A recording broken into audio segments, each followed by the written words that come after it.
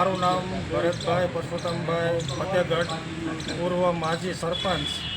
મારી વાડીએ મજૂર લોકો આ કામ કરતા 4 મહિના પહેલાં એને અમરેલી સિવિલ હોસ્પિટલમાં ડિલિવરી જે તે સમયે દાખલ કરવામાં આવ્યા હતા.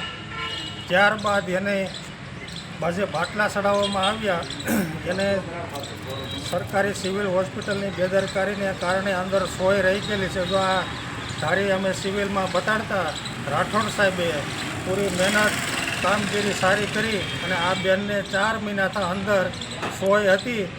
આ બેનને દુખાવો થતાં અમે ધારી આવ્યા, ધારી તપાસ કરાવી. રાઠોડ સાહેબે પૂરી મહેનતથી કામકાજ સારી કરી અને આ બેનને સોય 4 મહિનાથી શરીરની અંદરથી કાઢેલ છે. સિવિલમાં જાણ કરી કે બેન અમને આમાં સોય રહી ગઈ છે. તો એ બેનને એવો જવાબ આપ્યો કે તને શું ખબર પડે, હાલતી થાય એ કે સોય અંદર ન હોય એ કે. જો આ રાઠોડ સાહેબે 4 મહિનાની અંદર રહેલી સોય બહાર કાઢી.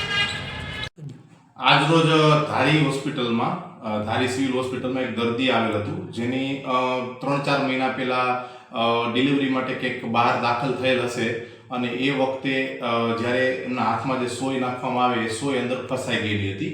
પ્લાસ્ટિકની સોય હોય, જે દર્દીને છેલ્લા 3-4 દિવસથી વધારે દુખતું હતું.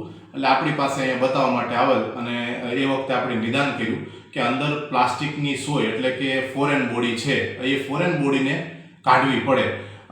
આવા બધા જે ઓપરેશન હોય એ પહેલાં આપણે અમરેલી રિફર કરતા હતા, પરંતુ હવે ધારીમાં બધી સુવિધાઓ અવેલેબલ થઈ ગઈ છે.